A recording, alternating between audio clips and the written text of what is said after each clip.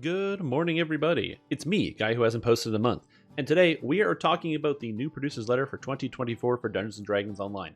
This is basically the letter they post once a year to talk about what's happening in the year. So we're going to be going through it, kind of hitting the highlights and seeing what's going on. Now, this letter is written by producer Tolero. She is the producer of Dungeons & Dragons Online. So these are her words, obviously, so I will be going through them. So the opening says, "Greetings, everyone. I want to tell you about some more plans for Dungeons & Dragons Online. Hope all you had a fantastic 2023 and you're ready for even more adventures," which I am. I'm looking forward to it. Looking back on 2023, there was a lot of very good content that came out. I love the Vecna expansion. I personally really enjoyed the Illithid invasion. We got brand new archetypes, with Blightcaster being an absolute standout. So there's a lot of good content in 2023, and we're going to see how that plays out going into 2024. Now, as she says here, as luck would have it, the 50th anniversary happens to fall on the year of the Lunar Dragon, the 50th anniversary of Dungeons & Dragons. That's right. This year is the 50th anniversary of Dungeons & Dragons in total, so DDO is going to be doing special gifts every single month for the 50th anniversary of Dungeons & Dragons. So they said these free gifts to new features each month during our Year of the Dragon celebration will be something exciting for our players. So be sure to check in with us on February 7th, which is the first day where they're going to be revealing something for each month of the Year of the Dragon. Now, the fun starts during DDO's 18th anniversary on February 28th. As a hint to how all this starts, this first surprise will be a dragon-themed archetype, which is very, very cool. The archetypes are great. I'm very excited for a dragon-themed archetype. Is it going to be a sorcerer, which is like clearly the answer, like Dragon Bloodline Sorcerer, probably. But again, it's going to be a wait and see. It could really be anything. It could be like a Dragon Hunter Ranger. There's like a million options in there. So we'll see what we actually get with that archetype. I love the archetypes. Talking to other people, it's like one of a lot of people's favorite new features is the archetypes because it just adds a lot of variety. So hopefully it will be good. Now, the thing I'm pretty sure most people are excited about is this right here. FREEDDO. Free DDO is back. You're going to be able to play DDO, get all the quest packs for free right now through February 11th. So that's 31 days since the posting of this video. Look at that. It's right there. Get that content. Don't wait. Don't delay. Go tell all your friends. I'm going to be doing my yearly ping in the Discord, which I never do because I hate doing that. But my yearly ping in the Discord, free DDO. Please put the code in. If you've never heard of Dungeons & Dragons Online, and you're like, yeah, I don't know, maybe I'll play it, it is worth it to make an account and put this code in. Because 6 years from now, you might want to play, and you'll just have access to all the content. It's a big anniversary thing. Please put the code in. Even if you're like, oh, I think I bought all the content, it doesn't matter. There's no cost. Please put the code in. You put it in store, and I will put a link, this link here in the description, which will teach you all about applying the codes. That is gigantic. So let's look at what else is coming in 2024. So by popular demand, our next major expansion in the summer will take place in a fan favorite D&D location, Myth Draenor. Myth Draenor is in the Forgotten Realms, and it's all elf related, so it should be interesting. It's among the more infamous places in the Forgotten Realms, and we're very excited to bring it to life. The level cap will increase to 34, and I'm looking forward to one of Myth Draenor's hallmarks, wild magic areas. Myth Draenor is a place where opening yourself to chaos can allow you to tap into greater power. It's that power that has attracted the Red Wizards of Thay. Players will need to explore both the ruins of Myth Draenor, and interfere with the plans of the Red Wizards, this quintessential D&D and a dungeon delving environment. Pre-sale for the expansion will start in June. Myth Draenor is a new expansion, level cap increased to 34, very exciting. Will we get a Red Wizard class or a Red Wizard archetype? I don't know, we'll have to wait and see, but Myth Draenor, very exciting, and I don't know anything about it. When they actually gave us a vote of like what options people would like to see for the next expansion. Myth Draenor is one of those options. I chose, I believe it's the Planescape one. I can't remember the name of it. Sigil, I believe, which is like this city that's in the center of the multiverse. So that's what I voted for. But apparently this was most popular, which again is also fair. The Forgotten Realms are very popular. In addition to 2 quest packs this year and our expansion, there will also be a dynamic event with quests to unlock, which is basically the same thing as what happened with the Illithid event, so we'll see how that goes. Dynamic events differ from our seasonal festivals in that while they are limited time activities, they are heavily focused on serious story, narrative, and DDO canon, and some aspects of them don't repeat once the DDO community has advanced the story. They're also meant to have elements that let players experience the event together with collaboration and peer information sharing. For those of you that missed it, the Illithid event that took place, there were Illithid randomly spawning in different quests all throughout the game. Now, some people didn't like it because they didn't find any Illithid, or they felt like they were locked out of being able to find them because they weren't at the right level ranges, but we had to scour every quest, and the level ranges were all across this whole game.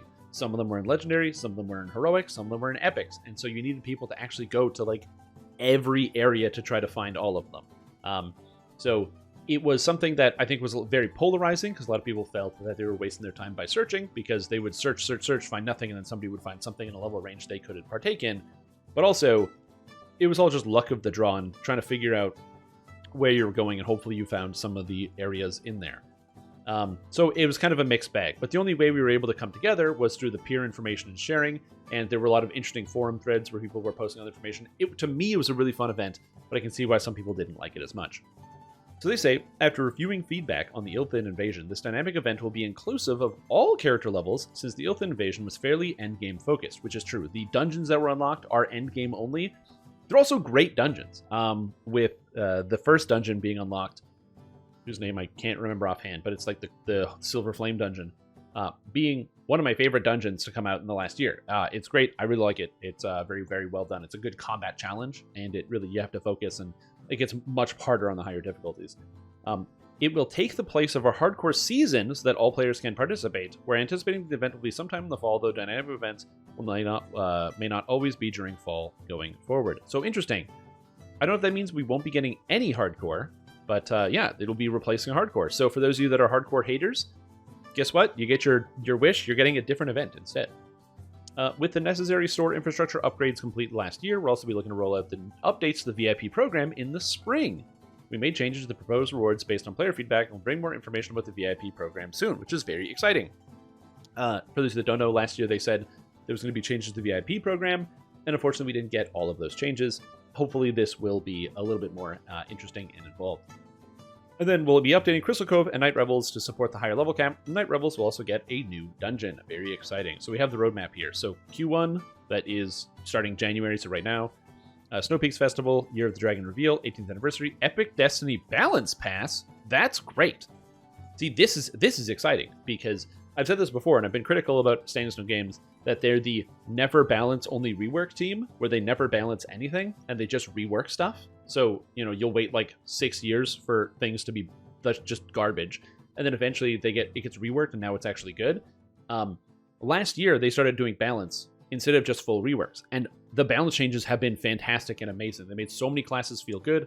I got a Wizard video coming out about Archmage, and Archmage feels amazing. They didn't do a rework. They just did some balance. They literally tweaked a couple numbers, and it feels so much better. So I'm very excited for this balance pass. The balance is good, and the VIP update. Quarter Q2, which starts in April. We have Year of Dragon, an adventure pack, and expansion pre-purchase. We have Q3, which starts in July. More Year of Dragon expansion release, so that'll be the expansion coming out. Level cap, a raid. I'm assuming that's with the expansion. Crystal Cove and an adventure pack. And then Q4, Year of Dragon continues, Night Revels, adventure pack, and Festival.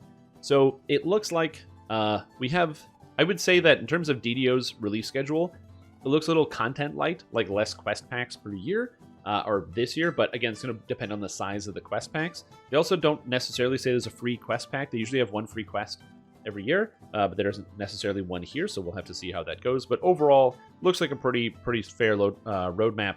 Q2's looking sparse in comparison to other stuff, but it's going to really depend on what is Year of the Dragon continues and what that entails.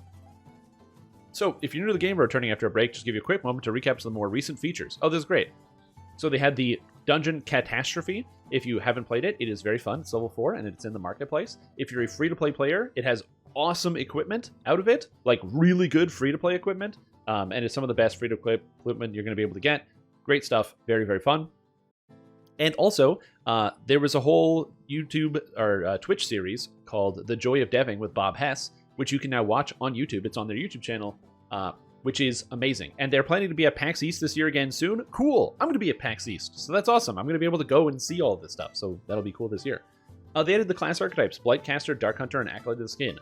Blightcaster has been like a standout, amazing addition to the game. It's super duper powerful. It is not better than regular Druid, but it is better for leveling.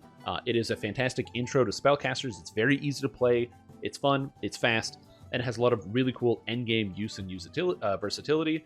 Dark Hunter is, for like the average player, pretty much just a better ranger, because it's ranger but with trapping, whereas it has some funky interactions with some different builds. It really fit in well. I think that the tier 5 of the Dark Hunter tree is, while it's not the best, the actual archetype is very, very, very good. and it's extremely cool. It fits in really well. And then Acolyte of the Skin, something that I wasn't as excited for. It turns out the fact that you can play this as a multi-class and get full Warlock capability has found people with a lot of very interesting builds. It's been a absolute magical experience on hardcore. Very, very powerful character, and all of these things came in and they did a really good job with that. They updated content for level areas in some of the existing pieces in the game, like Attack on Stormreach and the Chronoscope. I've talked about this before. Chronoscope, I didn't really like the raid that much before, and the updated Chronoscope I still don't super like. It is better than the original Chronoscope, but like a little better, so not my favorite. But the Attack on Stormreach chain is cool. I just wish the monsters didn't have 280 armor class, but it is what it is. They got 4 free dungeons with the Ultimate Adventure, which is great, and then the Deck of Many Curses, which for me has been a lot of fun, and they've been having curse cards everywhere. They said during Festival, a curse introduced the cards to drop in more places, and we're going to go ahead and keep the card drops in the Legendary Sagas. So if you're somebody who doesn't like doing super endgame stuff, you will now be able to get curse cards wherever you want to curse your gear. If you don't know much about cursing, I'll put a link in the description to the curse section on the wiki so you can go ahead and read up about that. So we have more fun things planned for 2024, so check back with us regularly to see what's going out throughout the year. We're so glad to have you with us. Thanks for reading, and we'll see you in game. Amanda Tolero Grow. So overall, how does it look? Well, like I said, depending on how many adventures we get in some of these packs, it looks a little content light in terms of the general questing, but that's also because they're kind of vague with Year of the Dragon. They did say there was going to be Year of the Dragon specific adventures, which means that there's probably like adventure pack plus Year of the Dragon, maybe like free quests or something. So I'm not going to say that like it is light, just that it kind of looks it from there. However, what we're actually getting is pretty standard for the course. We have an expansion coming out, level cap increase, updates to Night Revels, updates to Crystal Cove. I think there were supposed to be Crystal Cove updates last year that never came through. I hate Crystal Cove, so it's not, it doesn't really matter to me. I'm excited about Balance Pass. We're going to do Archetype in February, so that's coming up. So you'll get a video from me about that one and going through what it is and how to use it. And yeah, overall, if the VIP update, the original VIP update, for those of the people that missed it, they said that the goal of that was to make it like a loyalty system. So the longer you're subscribed, the more benefits you get, which a lot of people had a lot of pushback about. One, because the benefits you get, a lot of them were just straight up like garbage. Some of them would be like, oh, you could get 5% returning chance on ammunition, which is, one, just a weird bonus to have for being subscribed to the game, and two, every weapon in the game uses returning ammunition, so I don't even know why it's even there. So there was some weird stuff like that. And the second is that pretty much every video game has phased out, like all the big ones anyway, they phased out the loyalty rewards. Final Fantasy XIV used to have loyalty rewards where you would earn outfits and cosmetics based on how long you subscribed. Stopped doing that. Other games have stopped doing that, so it's not as common.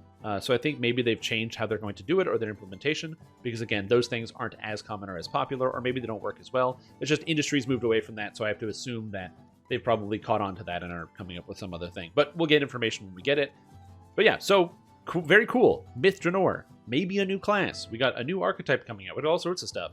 Now, the reason why I'm mildly cautiously optimistic about a new class, I don't think we'll get a Red Wizard class. The last class we received was the Alchemist, and after we do that, after that goes through, the development team specifically said that designing a new spellcaster class was a gigantic amount of work, because they basically had to come up with like 200 spells, and they take forever to program.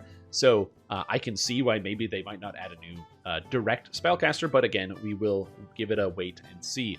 But anyways, that's all I have for today, so very excited for 2024. I can't wait to see what's coming out, and I'll give you some more updates soon on new stuff. Okay, thank you. Bye-bye.